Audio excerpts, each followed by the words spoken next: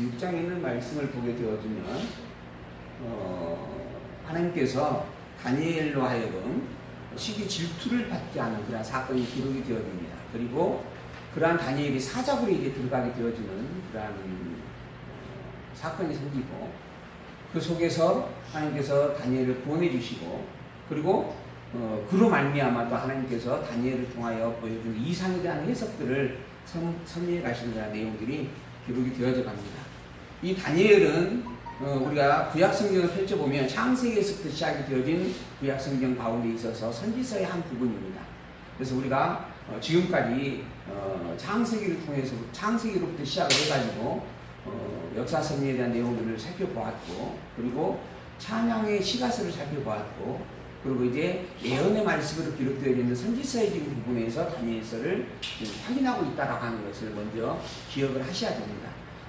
단순히 오늘 본문은 다니엘서 6장 1절에 있는 내용이었다 이렇게 보실 게 아니고 오늘 우리가 다니엘서 6장 1절을 보기까지 우리는 창세기서부터 지금까지 성경 앞부분에 있는 성경의 내용을 다 살펴보았고 확인하면서 왔다. 이걸 먼저 기억해 주십사라고 말씀을 드리는 겁니다. 혹여 그러한 부분들이 조금 기억 속에서 이제 조금 연약해졌을까 염려가 되어져서 제가 또 다시 한번 제가 확인을 해줍니다. 우리가 창세기에서도 보았던 성경의 내용을 정리를 해보면 섭리를 통한 언약의 말씀이 있었고 찬양을 통한 언약의 말씀이 선포가 되어집니다. 그리고 지금 예언의 말씀을 선포하고 있는 부분을 우리가 보고 있는 것이죠. 그래서 성경을 우리가 늘 이야기할 때 성경을 처음에서 끝까지 창세기에서 요한계시록까지 66권을 우리가 한 권이다라고 늘 생각을 하고 성경을 살펴야 되는 것이 너무 분명한 일이다라고 말씀을 드리죠. 성경은 66권이라고 하는 주제를 가진 제목을 가진 말씀으로 묶어져 있지만 실상 이 성경은 한 권이다라고 하는 겁니다. 한 권. 이 한 권이 어떠한 것을 주제로 하고 있는가? 하나님이 무엇인가라고 하는 하나님 계시를 주제로 하고 있다라고 하는 겁니다. 이 하나님 계시를 주제로 하고 성경은 창세기에서부터 요한계시록까지 기록이 되어졌습니다. 그 성경을 조금 구체적으로 나누면 우리는 엘언약 그리고 새 언약이다 해서 구약성경과 신약성경이다 이렇게 구별을 하고 있죠.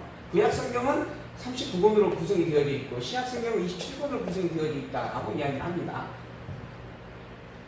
이 39권의 구약성경을 우리 창세기서부터 지금까지 살펴가고 있는데 오늘 현재 우리는 다니엘서 지금 보게 된다라고 하는 겁니다. 이 다니엘서는 그냥 하늘에서 갑자기 뚝 떨어져 가지고 다니엘서를 봐라 해가지고 주어진 내용이 아니에요. 하나님께서 섭리하시는 섭리의 구도를 볼 때에는 창세기부터 그 바탕을 넣고 연결되어져 가면서 다니엘서를 보게끔 되어 있다라고 하는 겁니다. 그러니까 우리가 혹여 나는 뭐 다니엘서 전공자 또 나는 바울 신학의 전공자 나는 베드로의 전공자 나는 복음서의 전공자 또 로마서의 전공자 이런 어떤 이야기를 주로 하는 분들이 계세요. 근데 실상 그 부분의 전공자라고 하는 부분을 표현하려면 나머지 성경 전체에 대한 부분 속에서 이 부분을 조금 더 깊게 연구했다 이런 의미로 이야기가 되어져야지 다른 건 다 몰라도 된다 나는 마태복음만 전부로 아는 사람이다 이렇게 이야기가 되어져서 안 될 부분입니다. 왜? 성경은 사실 이 전체가 한 권이고 이 한 권 가운데 그 부분은 일부분에 불과하기 때문에 그런 것이죠. 그러니까 내가 여기는 성경을 다 모르는데 이것만 제대로 안다 이 말은 사실은 잘못 알고 있다라는 의미일 수도 있고 정말 미흡하고 부족하다라고 표현될 수밖에 없는 내용이에요. 먼저 성경 전체의 주제 속에서 그 주제 가운데 이 내용은 그 주제를 어떤 식으로 더 강하게 부각시켜 주더라 이렇게 표현되어져야 맞을 일이다라고 하는 겁니다. 이번에 우리 딸내미가 이제 대학 시험을 보잖아요. 중간고사하고 기말고사를 보는데 자기 생각보다 점수가 잘 안 나왔어요. 그래서 교수님에게 따지러 갔나 봐요. 이게 교수님께서 숙제를 줬어요. 너의 그 주장이 너의 그 쓴 내용이 다른 사람보다 더 낫다라고 하는 증거를 가져와라. 그래가지고 다른 사람들이 이제 이미 받은 점수가 있고 그 점수를 받은 사람들의 내용들을 이제 비교를 해본 겁니다. 제가 들은 이야기니까. 근데 그래서 이제 한 사람 걸 봤더니 자기보다 주제도 명백하게 잘 돼 있고 내용도 좀 풍부하고 그래서 이 사람 근데 그 사람은 A뿔을 받았대요. 그래서 이 사람은 나보다 잘했다라고 인정할 수 있다. 근데 또 한 사람 A뿔을 받은 사람이 있는데 이 사람 걸 보니까는 자기보다 명제도 분명하고 내용도 훨씬 빈약한데 근데 눈에 쉽게 보이게끔 정리가 되어 있더래요. 그래서 어쨌든 눈에 쉽게 정리된 것 외에는 내용이나 분석이나 이런 것들 내가 훨씬 낫다. 그래가지고 교수님한테 그걸 가지고 와서 따지 물은 겁니다. 이분은 이렇게 썼는데 이 부분보다 이 부분에서 내가 더 월등하지 않느냐. 근데 왜 이분은 A+를 주고 나는 A를 줬느냐. 이렇게 따져보는 거예요. 그래서 이제 그 교수님께서 그걸 근거로 해서 그래 그러면 이 사람을 A+로 인정했다면 너도 A+로 인정할 수 있겠다 해가지고 바꿔서 A+로 바꿔줬다 하더라고요. 학적으로. 근데 그러한 내용들의 그 부분은 논술식으로 되어 있기 때문에 나타나는 현상들인데 그거에 대한 평점이 어떻게 되는가? 과연 그 논리가 전체 맥락 속에서 질서가 있느냐? 그리고 그 맥락의 본질을 놓치지 않고 내용을 잘 정리하고 알아볼 수 있게 되어 있는 이런 부분이 있다라고 하는 겁니다. 그러한 부분 속에서 성경의 각 부분들도 분석이 되어져야만 그게 옳은 것이다라고 하는 겁니다. 자, 그렇다라고 한다면 이제 보면 우리 창세기부터 보아오는 거예요. 창세기의 내용은 뭔가? 하나님께서 일상 모든 만물을 창조하셨다라고 하는 겁니다. 그 첫 번째 인간이 아담이었다. 그리고 이 아담에게 내가 3대 언약을 세워 주었다라고 하는 거예요. 3대 언약. 생육하라 번성하라 땅을 정복하고 다스리라 하는 언약이었습니다. 그런데 이 아담이 타락을 하게 되어집니다. 이 타락을 말미암아 두려움과 절망을 하게 되어지죠. 죄가 무엇인지를 깨달아 알게 되어지고 부끄러워하게 되어집니다. 그리고 이 두려움과 부끄러움이라고 하는 것은 하나님으로부터 받은 3대 언약이 내게 적용될 수 없다라고 하는 것에 대한 두려움을 나타내는 일들이에요. 내가 이 죄 덩어리가 되어져 버렸다라고 하는 거죠. 그 죄인이 내가 어떻게 이런 은혜 언약을 누릴 수 있겠느냐라고 하는 겁니다. 그런데 하나님은 그런 아담에게 나타나셔서 가죽옷을 입혀주게 되어집니다.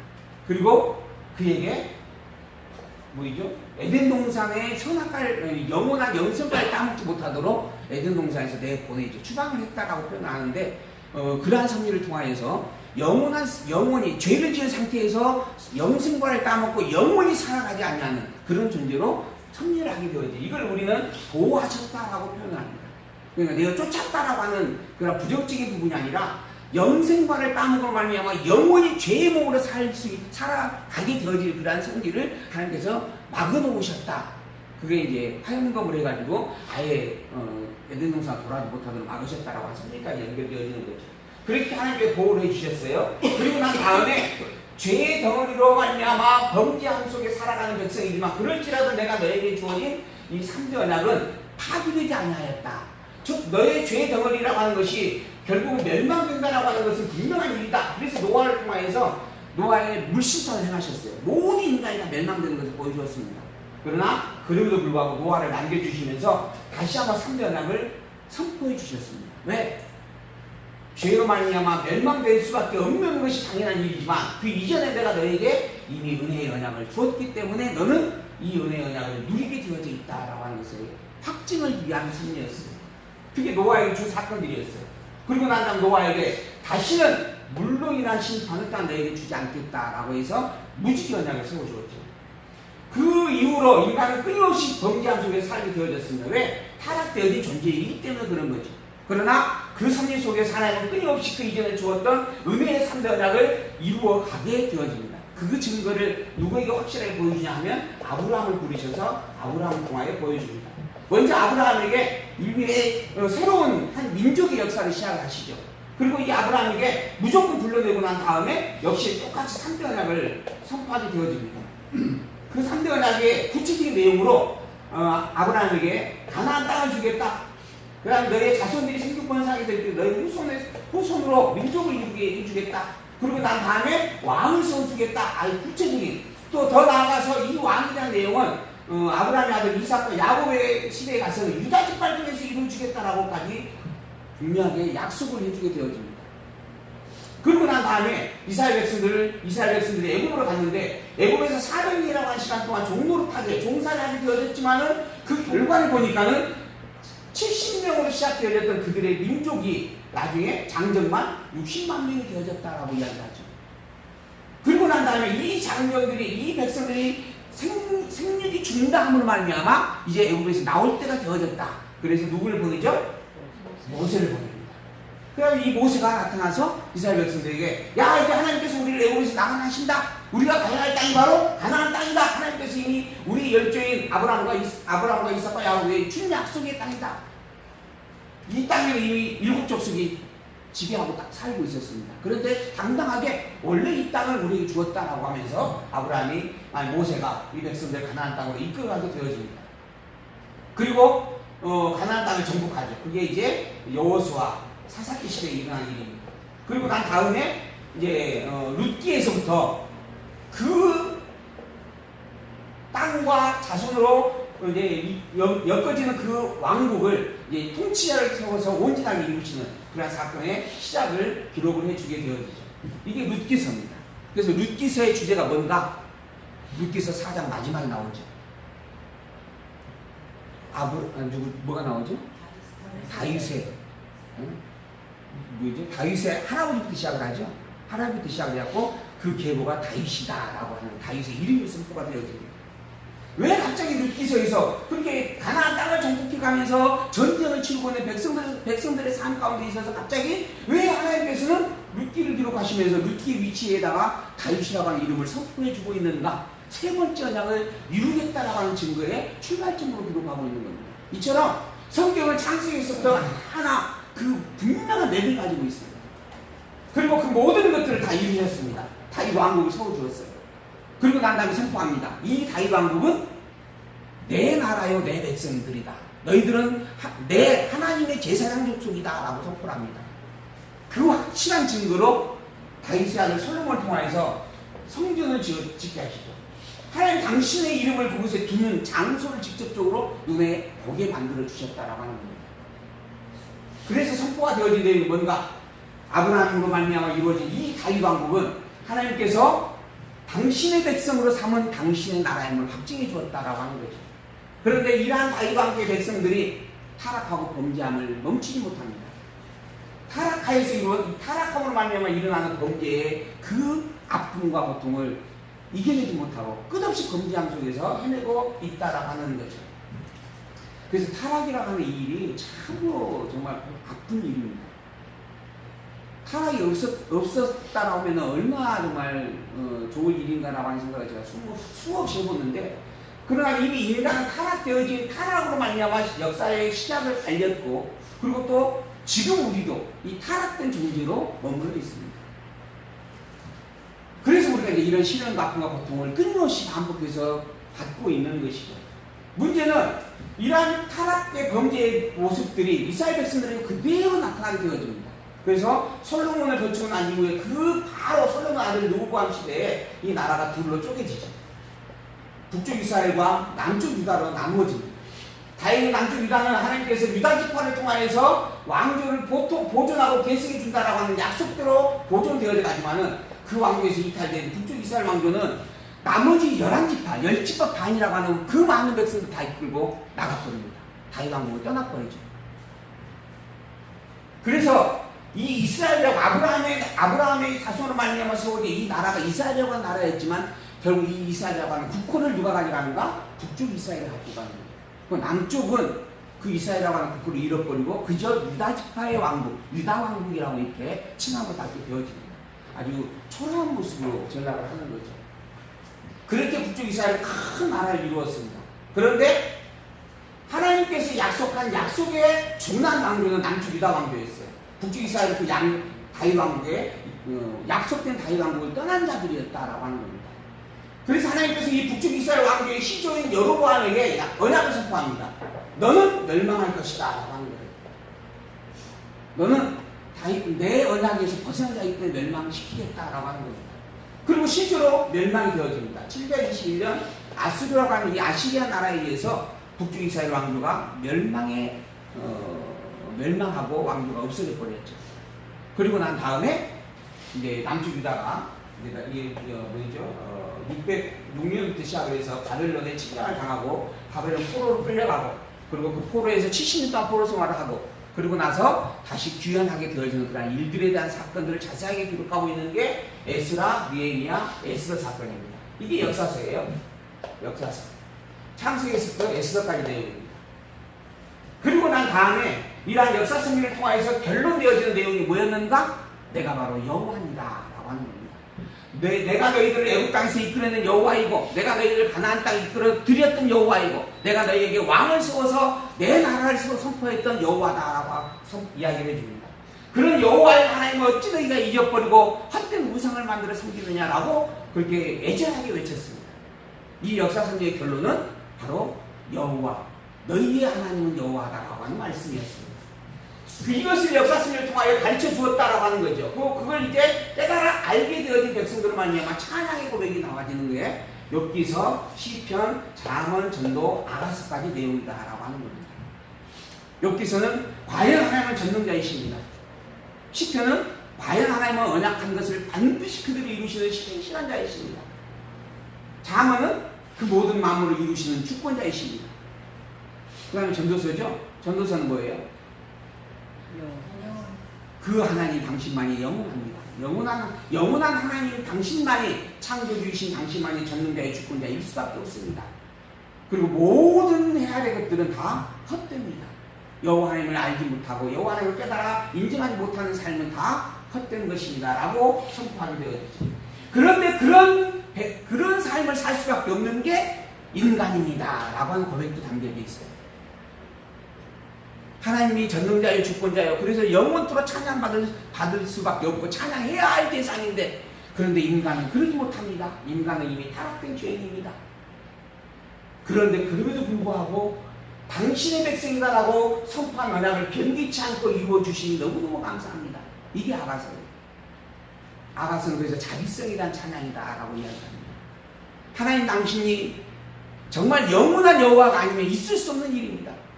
내가 내 은혜, 내 능력이나 내 노력이나 내 열심으로 말미암아 이 모든 이 복들을 누리고 있는 게 아무것도 없습니다. 오직 하나님 당신께서 그저 일방적으로 주신 절대적 주권의 섭리였습니다. 그런 은혜가 내게 있으면 감사합니다 라고 노래하는 게 아가서의 노래였습니다. 그래서 이 아가서는 하나님께서 일방적으로 한 여인을, 이게 신랑이 한 여인을 너는 내 아내가 되어질 자다라고 무조건 품어주는 그런 사건을 시작을 합니다. 그리고 그 사랑이 너무 넘쳐났어요. 그래서 행복했습니다. 근데 어느 순간 이 여인네가 또 그 사랑을 잊어버렸어요. 신랑의 사랑을 잊어버리고 신랑을 이렇게 떠나게 되어집니다. 그리고 난 다음에 나중에서 그 신랑으로 말미암아 받았던 사랑이 얼마나 컸는가라고 해서 깨닫고 신랑을 찾아 몸부림치게 되어지죠. 그러나 찾을 수가 없었습니다. 몸은 찢기고 상처투성이었습니다. 그런데 그래서 모든 사람들이 이 술람의 여인을 바라보면서 그 얼굴은 햇빛에 다 타가지고 볼품이 없다 그러잖아요. 우리 권사님 정도만 되면 그래도 예쁘다 그러는데 볼품이 없다. 그러자 그렇게까지 이렇게 배척을 당하고 멸시를 받는 상태가 되어져 버렸어요. 그런데 그런 술람의 여인을 믿지 않냐고 끊임없이 찾아 헤매는 분이 계셨어요. 그분이 바로 신랑이었습니다. 그리고 결국은 그 신부를 또 찾아갔어요. 찾아냈습니다. 그리고 난 나를 무조건 품어주면서 다시는 내 품을 떠나지 말거라. 다시는 내가 또한 너를 잊어먹지 않겠다. 라고 사랑을 해주었다라고 하는 이야기입니다. 그게 아가서의 내용이에요. 그래서 하나님은 과연 여호와가 틀림없습니다. 전능자의 절대 주권자가 틀림없습니다. 오직 여호와 그분만이 살아계신 참 하나님이십니다 라고 선포하게 되어집니다. 이런 찬양을 우리가 하면서 살기를 소망을 합니다. 그러나 이 찬양에 오래가지는 못해요. 그 순간 또 그 기쁨을 누렸던 것들이 망각되어지고 또다시 범죄의 길로 빠져드는 게 인생입니다. 왜 그럴까요? 타락된 존재이기 때문에, 타락한 존재이기 때문에 그렇습니다. 이 몸뚱아리가 타락된 세상의 것이기 때문에 그렇다라고 하는 겁니다. 그래서 하나님께서 직접 이제 선지자들을 통해서 그 이야기를 선포합니다. 내가 너희를 얼마나 사랑한 줄 아느냐? 내가 처음부터 너희들을 사랑했었다. 그리고 그 사랑을 끊임없이 지금도 너희들에게 베풀고 있다. 그런데 너희들이 이 사랑을 중간에서 망각하고 잊어버렸다. 이 망각하고 잊어버림으로 말미암아 내가 너희들을 때렸다. 왜 때린 줄 아느냐? 내 사랑을 잊어버렸기 때문에 때린 것이다. 그러니 내 사랑, 그 매를 맞으면서 내가 이 사랑을 잊어버렸기 때문에 이 매를 맞는 거구나. 그러면 이 매를 맞는 것에서 해방되려면 어떻게 해야 될까요? 잃어버렸던 처음 사랑을 다시 회복하는 것이다. 이걸 너희가 알기 바란다. 이게 은혜인 것이고 이 은혜를 너희들이 망각하고 타락하고 범죄하여 사는 이 모든 것들이 죄인데 이 죄라고 하는 것을 너희들이 깨닫고 죄를 버리고 은혜의 되어짐을 확인하며 살아가기로 소망한다. 그것을 증거하고 가르쳐주는 말씀들이 생기서입니다. 그것을 역사적 현장 속에서 직접적으로 이야기합니다. 그걸 이제 구체적으로 우리가 살필 수 있는 내용이 이제 선지서의 내용인데요. 이사야서, 에레미야, 에스겔, 다니엘서 내용으로 이어져 가고 있는 본문의 말씀들입니다. 그래서 이제 이사야서까지 우리가 이제 연결 지어 보는 거예요. 이사야서는 이제 이사야서, 그다음에 에레미야서, 그다음에 에스겔서, 그다음에 다니엘서가 대선지서입니다. 이 이사야서는 때리고 싸매신 하나님이다라고 하는 주제를 가지고 있어요. 정리가 되어져 있나 모르겠습니다. 여기 있네요. 때리고 싸매시는 하나님, 뽑고 심으시는 하나님, 흩트고 모으시는 하나님, 멸하고 세우시는 하나님이다. 이게 지금 대선지서의 네 가지 주제로 증거되어지고 있는 말씀들입니다. 하나님께서 아까 다윗으로 왕국을 세우셨어요. 그리고 난 다음에 솔로몬으로 성전을 지었어요. 그래서 너희들은 내 백성이다라고 분명하게 확증을 지어줬어요. 그런데 그 백성들은 여호와를 계속 망각하고 결국 범죄함 속에서 여호와를 망각한 다른 길을 선택을 하게 되어집니다. 그래서 나라가 둘로 분열이 되어졌어요. 북이스라엘과 남유다로 분열이 되어졌습니다. 이 북이스라엘과 남유다가 똑같이 범죄를 행하게 되어지죠. 똑같은 범죄를 행합니다.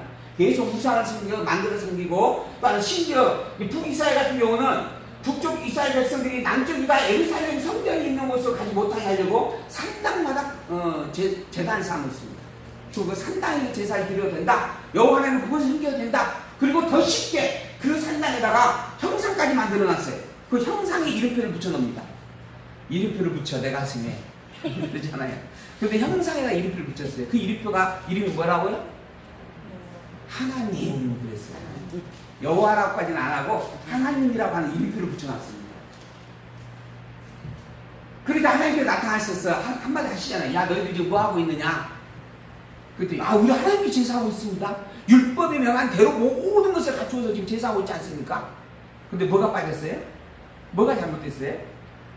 율법대로 행하였다고 한다면 처음부터 잘못된 게 있어요. 율법은 오직 솔로몬 성전이 있는 예루살렘에 가서 제사하라고 그랬습니다. 근데 여기 지금 산당에다 지금 제단 쌓아놓고 제사하는 거예요. 그게 처음부터 잘못된 거예요. 근데 나머지 내용은 다 율법에 있는 대로 하고 있어요. 하나님께서 한마디 합니다. 너희들은 처음부터 잘못된 것이다.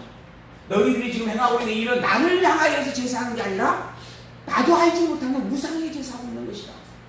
그래서 내가 너희들을 모른다 할 것이다. 이게 북이스라엘 백성들에 향하여 선포하신 하나님의 말씀이었습니다. 그들은 헛된 제사를 드렸다라고 하는 겁니다. 그리고 결국 그 백성들이 멸망시키게 되어지죠. 720년에 멸망을 시키게 됩니다. 그래서 남쪽 유다가 이것을 그대로 답습을 해요. 야, 우리의 형들이 나아가서 저렇게 행하면서 살고 있구나. 그러니 우리도 저걸 본받아 똑같이 행하자. 라고 솔로몬 성전에다가 모든 우상이랑 우상을 다 갖다 놓습니다.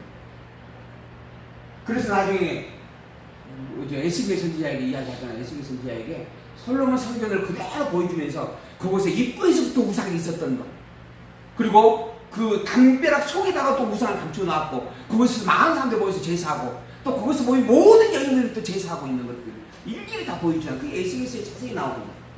그렇게 남유다가 우상을 섬기며 범죄하였어요.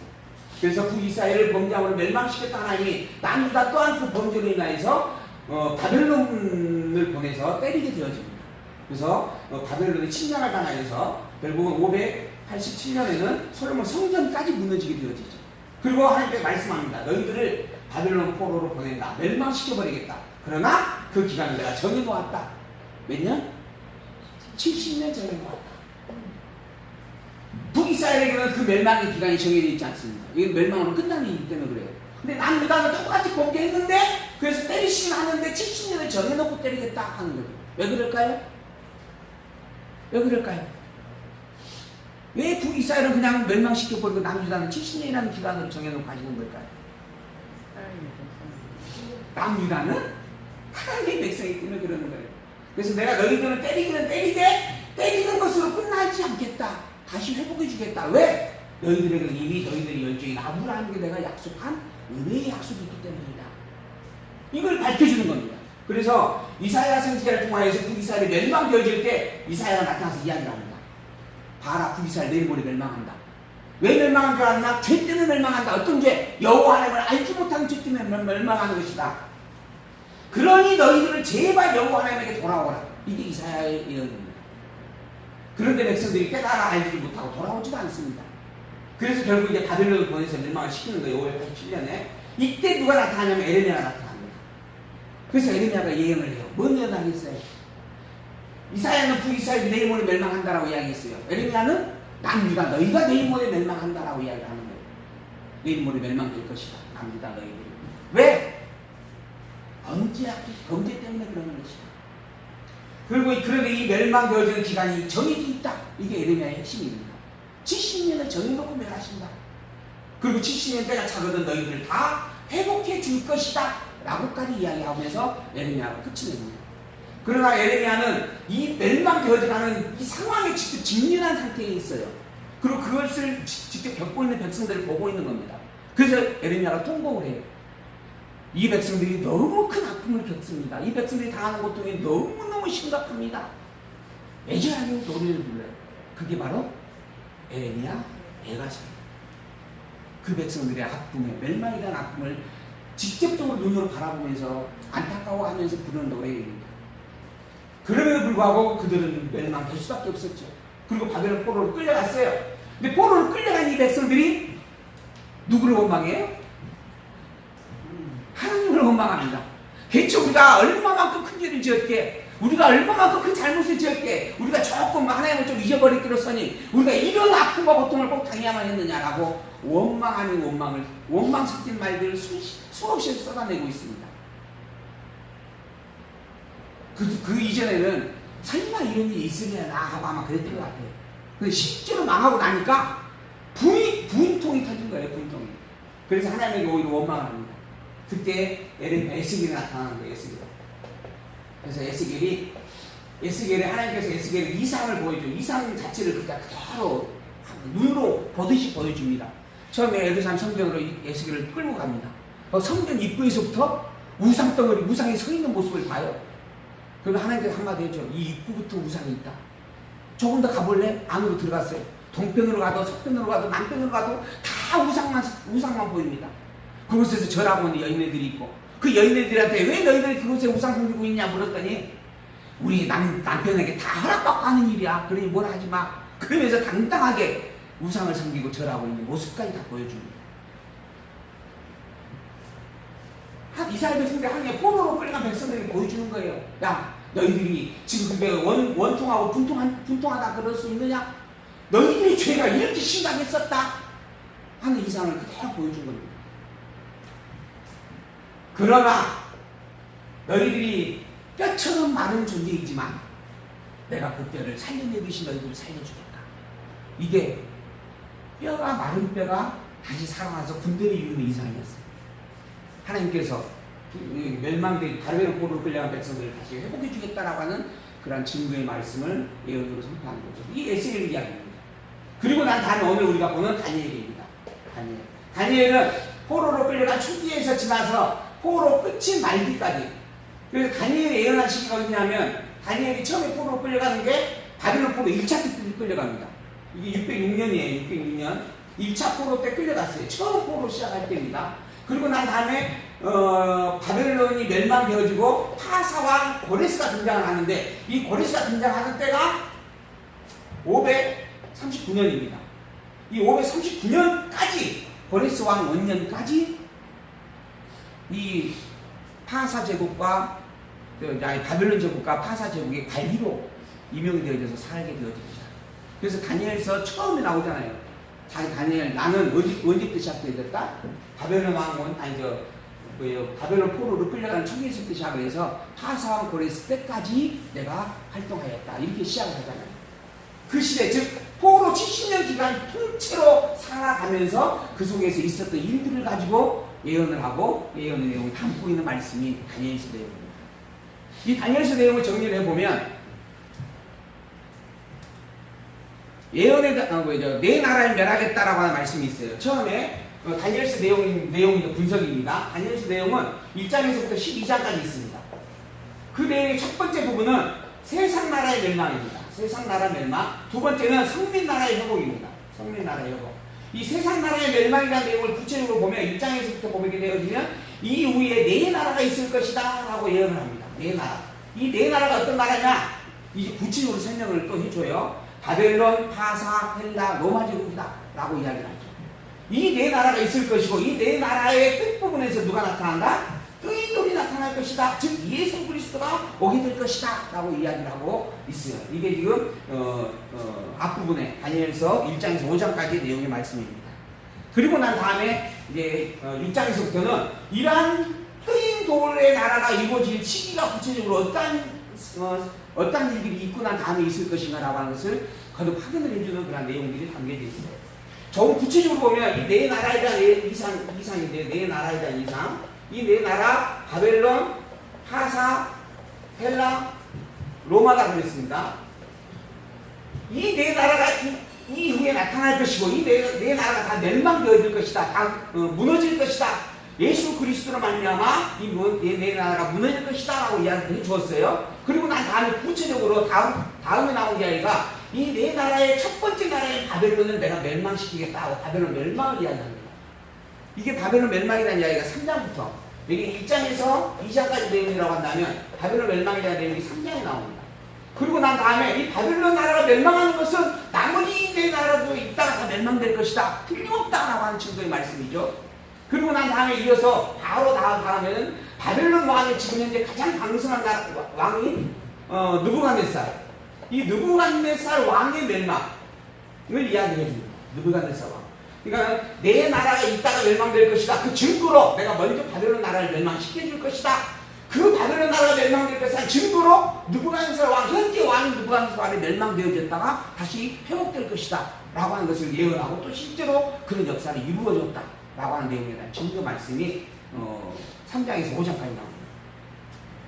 그리고 난 다음에 마지막 바벨론 제국의 마지막 왕이 벨사살 왕이에요. 벨사살. 이 벨사살 왕의 마지막 때에 또 하나님께서 이상을 보여주고 그날 저녁에 벨사살 왕이 죽었다라고 하면서 5장 말씀이 끝납니다. 그래서 바벨론 왕국이 이렇게 멸망된다라고 하는 이야기를 선포하는 거예요. 이 이야기들은 그 이전에 말씀하신 바벨론, 파사, 헬라, 로마 제국의 네 나라가 있을 것과 그것이 멸망될 것이다. 그 뒤에 예수 그리스도 올 것이다라고 하는 것이 너무 분명하다라고 하는 것을 확인하는 증거의 사건들입니다. 증거의 말씀입니다. 그러니까 사실 다니엘서 내용은 여기서 끝났다라고 할 수가 있어요. 그런데 하나님께서 다시 한번 이 네 나라에 대해서 구체적으로 있을 일들을 다시 한번 되짚어서 설명을 해줍니다. 하나하나 구체적으로 세밀한 사건까지 이야기해줘요. 그게 6장에서부터 12장까지 내용입니다.